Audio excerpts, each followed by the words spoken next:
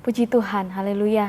Salam sejahtera bagi kita semua, orang-orang yang setia merindukan kebenaran firman Tuhan dalam setiap kehidupannya. Hari ini kita siapkan seluruh kehidupan kita untuk kita mendengarkan apa yang menjadi suara Tuhan untuk setiap kehidupan kita, umat-umat yang dikasihi oleh Tuhan. Tema firman Tuhan hari ini yang akan saya bawakan adalah menang. Kita sama-sama membuka Alkitab kita di dalam Kitab Obadja, pasal yang pertama, ayat yang pertama. Obadja pasal yang pertama, ayat yang pertama. Demikian firman Tuhan. Nubuat tentang Edom. Penglihatan Obadja. Beginilah firman Tuhan Allah tentang Edom. Suatu kabar telah kami dengar dari Tuhan.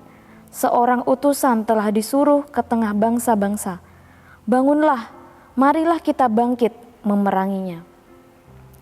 Bapak Ibu Saudara yang dikasihi oleh Tuhan, hari ini kita akan sedikit melihat tentang satu pribadi nabi di dalam perjanjian lama, yaitu Obadja.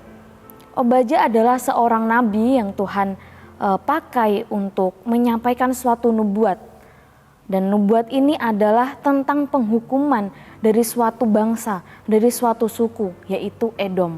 Ayat yang sudah kita baca, dia dipakai oleh Tuhan untuk menyampaikan suatu nubuatan penghukuman atas Edom.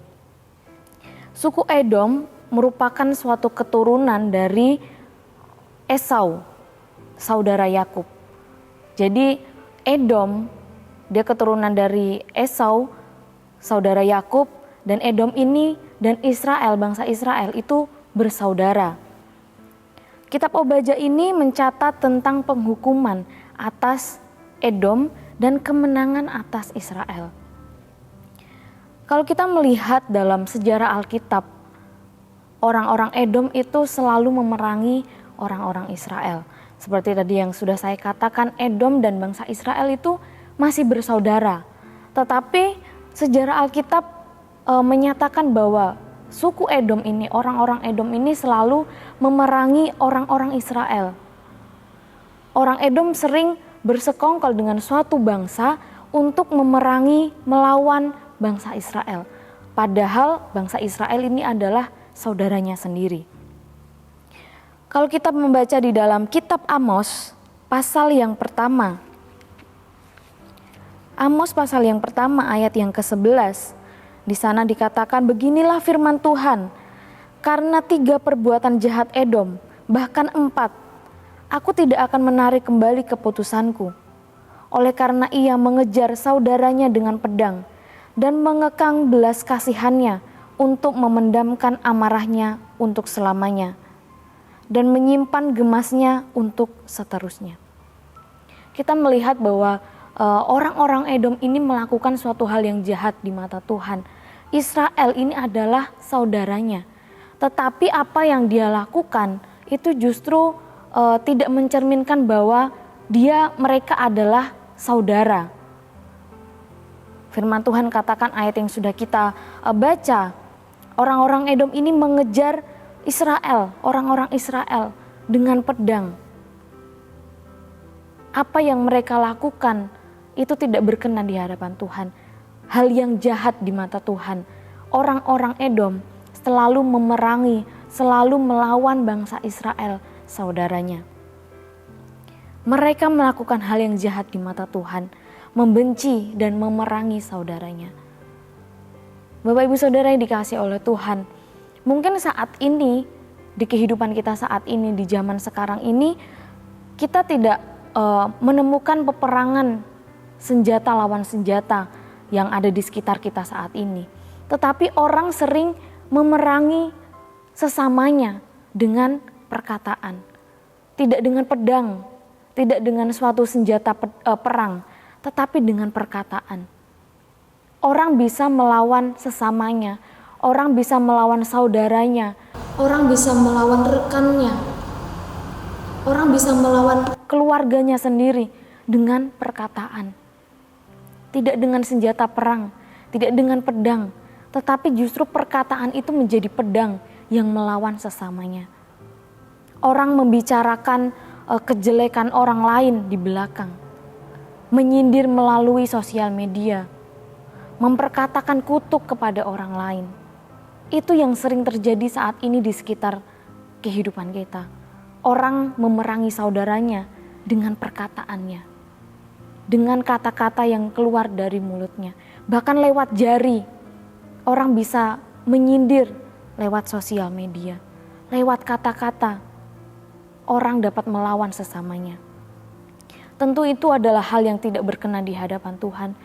Tentu itu adalah hal yang dibenci oleh Tuhan.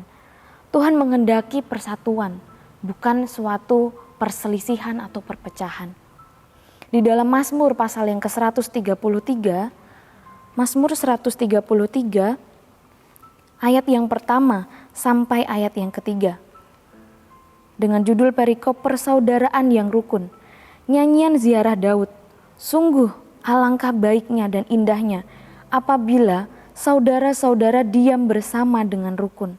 Seperti minyak yang baik di atas kepala meleleh ke janggut dan meleleh ke janggut Harun dan ke leher jubahnya. Seperti embun gunung Hermon yang turun ke atas gunung-gunung Sion. Sebab kesanalah Tuhan memerintahkan berkat kehidupan untuk selama-lamanya. Firman Tuhan jelas mengatakan bahwa Tuhan itu menghendaki suatu persatuan, persaudaraan yang rukun. Sungguh alangkah baiknya dan indahnya apabila saudara-saudara diam bersama dengan rukun. Kenapa? Karena dalam persatuan itu ada berkat. Ada berkat Tuhan di dalam persatuan, dalam kerukunan. Di dalam keluarga, pekerjaan, pelayanan, dalam kita bermasyarakat, mungkin ada orang-orang yang menyakiti hati kita. Mungkin ada perlakuan orang yang menjengkelkan hati kita, yang membuat kita marah. Tapi itu bukan suatu alasan kita untuk membenci sesama kita, membenci saudara kita. Tetap melakukan kebenaran firman Tuhan, yaitu hidup rukun, persatuan yang kita tegakkan. Itu yang dilakukan oleh orang-orang Edom. Mereka selalu memerangi orang-orang Israel. Orang Edom juga terkenal dengan keangkuhannya. Hal ini pun yang membuat Tuhan murka atas kehidupan orang-orang Edom. Kita kembali dalam kitab Obadja, pasal yang pertama ini ayat yang ketiga. Keangkuhan hatimu telah memperdayakan engkau. Ya, engkau yang tinggal di liang-liang batu, di tempat kediamanmu yang tinggi. Engkau yang berkata dalam hatimu, siapakah yang sanggup menurunkan aku ke bumi? Bapak Ibu Saudara yang dikasihi oleh Tuhan, secara geografis, tempat tinggal orang-orang Edom ini sangat strategis, sangat aman. Letaknya ada di puncak gunung yang tinggi, kuat dan terlindung. Hal ini membuat mereka merasa sangat aman, merasa sangat diberkati, berada di tempat yang tinggi. Tidak ada seorang pun yang dapat melawan, tidak ada seorang pun yang dapat mengalahkan mereka.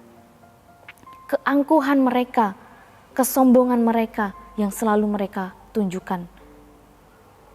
Hal lain yang Tuhan benci dari orang-orang Edom ini adalah kesombongannya. Tidak hanya karena orang Edom ini selalu memerangi orang Israel yang adalah saudaranya, tetapi juga karena kesombongan hatinya. Ayat yang sudah kita baca di ayat yang ketiga dari kitab Obadja ini, suatu nubuat tentang penghukuman atas orang-orang Edom. Tuhan mengatakan bahwa keangkuhan hatimu telah memperdayakan engkau. Orang-orang Edom ini merasa bahwa dirinya yang paling kuat, sukunya yang paling kuat. Tidak ada orang yang dapat memeranginya, tidak ada orang yang dapat mengalahkan mereka. Di dalam Amsal pasal yang ke-16, ayat yang kelima, firman Tuhan katakan, setiap orang yang tinggi hati adalah kekejian bagi Tuhan. Sungguh ia tidak akan luput dari hukuman. Firman Tuhan katakan, setiap orang, siapapun itu yang tinggi hati adalah kekejian bagi Tuhan. Tuhan tidak suka dengan orang yang sombong. Tuhan tidak suka dengan orang yang tinggi hati, merasa dirinya paling hebat dari orang-orang di sekitarnya. Bagi orang yang tinggi hati, sungguh ia tidak akan luput dari hukuman. Bagi orang-orang yang meninggikan diri, tentu akan direndahkan. Di dalam Obaja pasal yang pertama ini ayat yang keempat, sekalipun engkau terbang tinggi seperti burung raja wali, bahkan sekalipun sarangmu ditempatkan di antara bintang-bintang, dari sana pun aku akan menurunkan engkau. Demikianlah firman Tuhan. Mau sesombong apa orang menyombongkan harta bendanya, mungkin menyombongkan jabatannya, kehebatannya, kekuatannya. Firman Tuhan katakan Tuhan akan tetap menurunkan orang yang sombong, orang yang tinggi hati. Demikianlah firman Tuhan. Mari Bapak Ibu Saudara yang dikasihi oleh Tuhan, firman Tuhan hari ini kita belajar dari suku-suku Edom, dari orang-orang Edom ini. Apa yang mereka lakukan itu tidak benar. Apa yang mereka lakukan itu hal yang tidak disukai oleh Tuhan. Mereka membenci saudaranya, mereka memerangi saudaranya, memerangi sesamanya. Dan kesombongan mereka, ketinggihatian mereka yang selalu mereka tunjukkan. Mari kita menang atas Edom. Kita menang atas hal-hal yang Tuhan tidak sukai. Menang atas kebencian, menang atas kesombongan. Kita menjadi umat-umat Tuhan yang menang, yang melakukan kebenaran firman Tuhan. Terima kasih telah mengikuti Renungan 79, kiranya dapat menjadi berkat kita semua. Bagi Bapak Ibu Saudara yang ingin didoakan untuk pokok doa tertentu, menceritakan kesaksian baik mujizat kesembuhan, pemulihan masalah keluarga dan lain-lain, Bapak Ibu Saudara dapat menyalurkannya melalui chat WhatsApp di nomor 081 327 420 088. Mari kita sama-sama tundukkan kepala dan kita berdoa. Terima kasih Tuhan, kami bersyukur untuk kebenaran firman-Mu yang kami dengar hari ini. Kami belajar Tuhan dari suatu kisah suku Edom Tuhan, apa yang mereka lakukan tidak benar di hadapan Tuhan. Kami belajar supaya kami hidup benar di hadapan-Mu. Kami tidak melakukan hal yang tidak Engkau sukai. Kami menang atas kebencian, kami menang atas kesombongan. Kami melakukan hal yang benar di hadapan-Mu. Terima kasih Tuhan. Kami berdoa untuk setiap jemaat Tuhan yang sudah diterima dalam perguruan tinggi. Kami bersyukur untuk kebaikan-Mu yang Tuhan Kau sudah nyatakan dalam setiap kehidupan mereka. Kami juga berdoa untuk yang sementara masih mencari sekolah perguruan tinggi. Kiranya Tuhan Kau yang menolong setiap kehidupan mereka. Kebaikan-Mu, pertolongan-Mu nyata dalam setiap kehidupan umat-umat-Mu. Juga bagi keluarga yang sedang merindukan suatu keturunan, kami berdoa Tuhan, kami percaya tidak ada suatu hal yang mustahil di hadapan-Mu. Engkau sanggup melakukan segala sesuatu lebih dari apa yang dapat kami pikirkan, lebih dari apa yang dapat kami doakan. Terima kasih Tuhan, kami mengucap syukur, hormat dan kemuliaan sampai selama-lamanya bagi Raja segala zaman, Allah yang kekal, yang tak nampak, yang esa. Amin. Kami mengucap syukur dalam nama Tuhan Yesus Kristus. Haleluya. Amin.